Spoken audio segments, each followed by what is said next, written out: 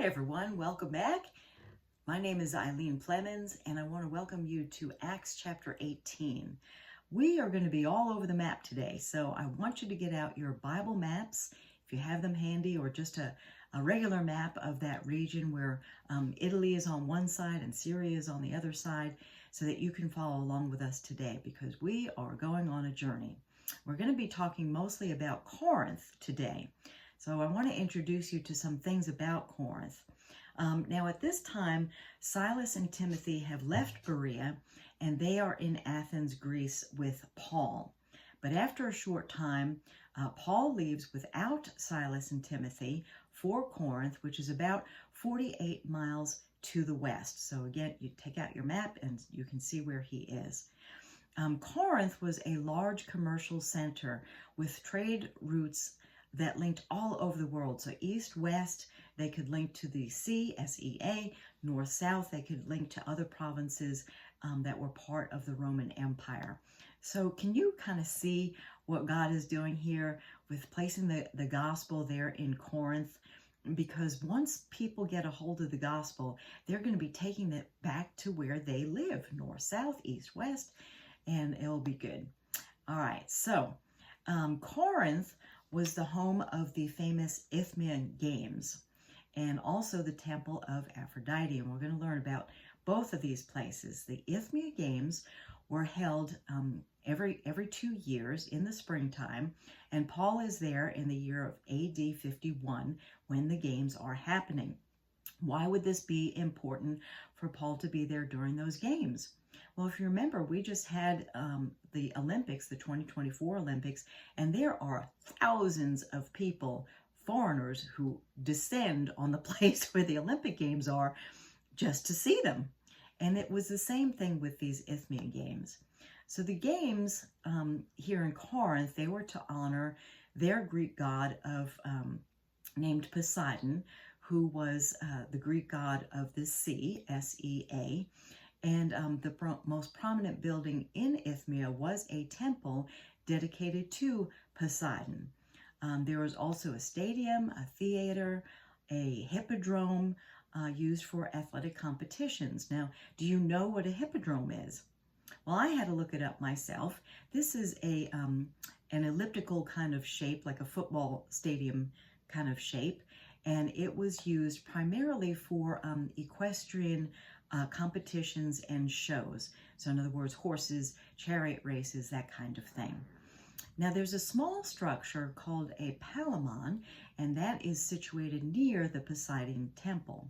And that was used for the athletes taking their oath, saying, yes, I'm going to abide by the rules of the game. Because if they didn't, then they could be disqualified, much like they are today. Now, I want to show you a picture of what Corinth looked like back in the day. And of course, this is an artist's rendition of what that looked like. But you can see some of the ruins there. You can see some of the buildings. You can see some of the people who have their horses and their chariots and that sort of thing. And then this is a picture of what it looks like today, probably taken from an archaeological dig. All right, so you have an idea of what it looked like. Now we're going to go on to Aphrodite. She is the goddess, the Greek goddess associated with love, lust, beauty, pleasure, passion, and procreation. She had her own temple, or they built a temple to her, and also they had 1,000 of these prostitutes inside the temple. So she is not a good one at all. And you can tell the debauchery of Corinth. It was known for its debauchery, or overindulgences, if you will. There's also a small but vital Jewish community here in Corinth. And Paul meets up with a man named Aquila in this area. And Aquila is originally from northeast Turkey, or Pontus, which is a Roman province in northeast Asia Minor, which we know as of Turkey today. Aquila has a wife named Priscilla, that's right, and they had recently emigrated 748 miles from Rome, Italy to Corinth, because the Emperor Claudius wanted to kick out the Jews. And so he did, and they had to find a new place to live, and they decided on Corinth. Now, Paul and Aquila share a commonality. And so while Paul is talking to Aquila, they find out that, hey, we both make tents together, which also in Aramaic could mean saddles. So they probably did both, made tents and saddles. And so they're both new in town, and they say, hey, why don't we get together? Why don't we share the expenses? We'll get a bigger place together, and we'll share, we'll have a business together, and we'll also share the expenses of living together. All right, so now we pick this story up in verses 4 through 6, and I'll be reading from the New Living Translation. Each Sabbath found Paul at the synagogue trying to convince the Jews and Greeks alike. After Silas and Timothy came down from Macedonia, Paul spent all his time preaching the word. He testified to the Jews that Jesus was the Messiah. But when they opposed and insulted him, Paul shook the dust from his clothes and said, "Your blood is upon your own heads. I am innocent. From now on, I will go to preach to the Gentiles." And so Paul does. He goes right next door to Titus's, and we know who Titus is from the New Testament. There's a book, which was actually a letter that Paul wrote to Titus, and he stays in their home. And Titus and his family have been going to these meetings right next door. Titus is a convert to Judaism, and he has been enjoying Paul's meetings. And yes, he starts to believe in Jesus along with his family. So they invite Paul to his home and give him a place.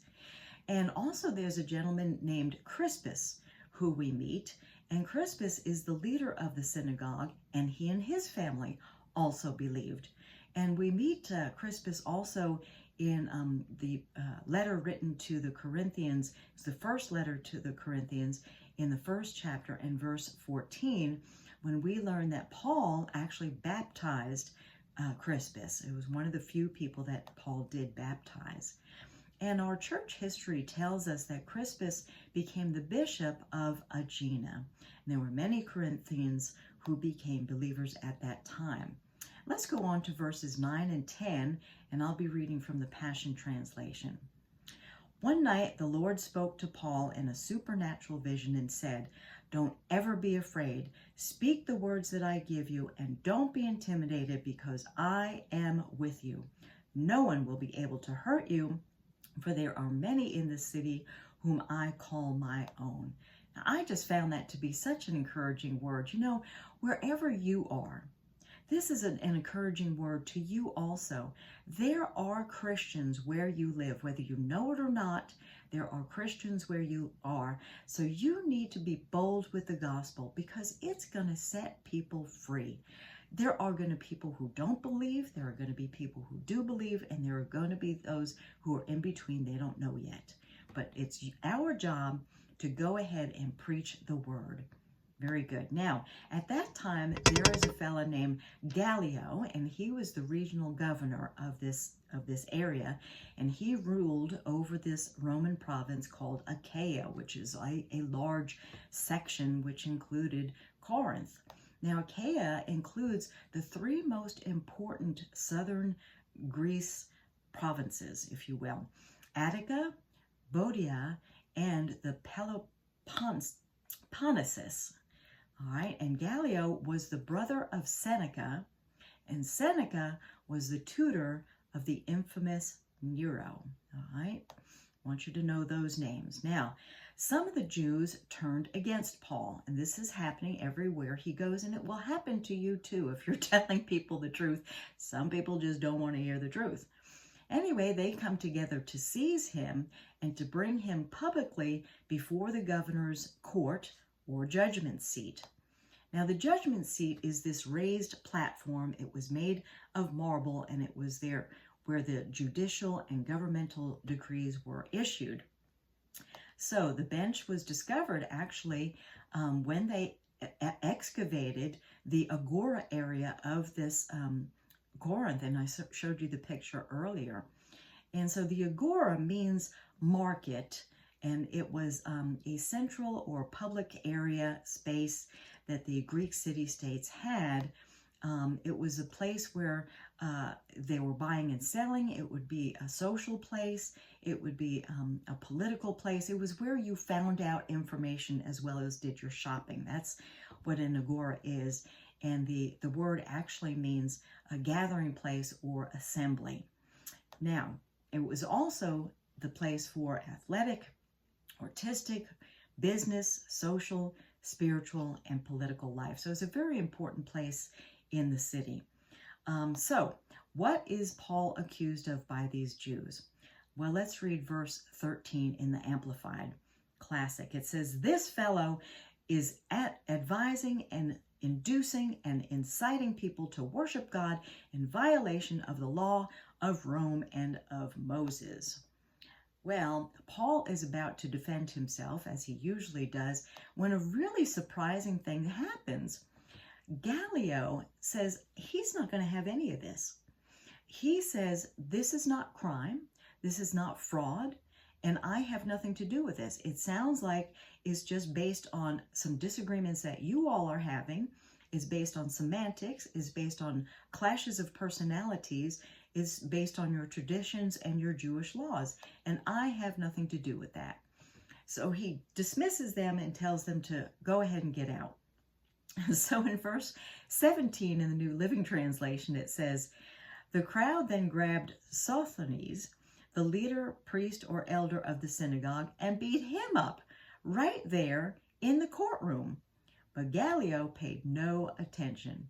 Now Paul remains in Corinth several more days and then bids them peace, and he sails off for the coast of Syria, accompanied by Priscilla and Aquila. Now I want to show you where this is on your map here. So they are here, right, pretty much in this area here, and they are heading all the way, I'll move my map, all the way over here to Syria, this pink over here.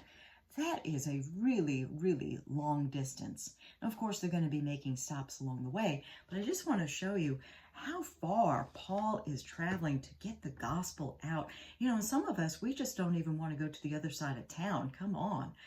Anyhow, so that's where he's heading next, and he's taking Priscilla and Aquila with him. And before leaving Corinth, he has his head shaved. Now, what does this mean? He had it shaved in a place called Centria, which is south of Corinth. It's another town. And this is a symbolizing, that's the word I'm looking for, that he is taking a vow or an oath. Now, what do you think the vow or the oath is? Well, this is a long way to travel, and I think after he got a word from the Lord that said, look, don't be afraid, just keep on going, keep telling the truth, keep spreading my word. Some will believe, some won't believe, some will be in between, but keep on going. I think that was the vow that he took, is that he shaved his head to show that he was set apart, all right? And sometimes we have to do that. You know, there are some things in our lives that we need to give up, and we need to set ourselves apart from those because they're really not part of the Christian life. We're not part of the new person we have become in Christ. And I'm going to leave you on that note because we're going to be going to Syria. On their way to Syria, they're going to be stopping in Ephesus, where Paul leaves Priscilla and Aquila behind and goes into the synagogue and speaks to the Jews. And then some other things happen in Ephesus that I want to take some time and some detail to tell you. So join us next time where we will consider this part 1 of Acts chapter 18. And I hope that you will join me for part 2 the next time we get together. All righty, you take care and goodbye for now. We'll see you on the part 2. Bye-bye.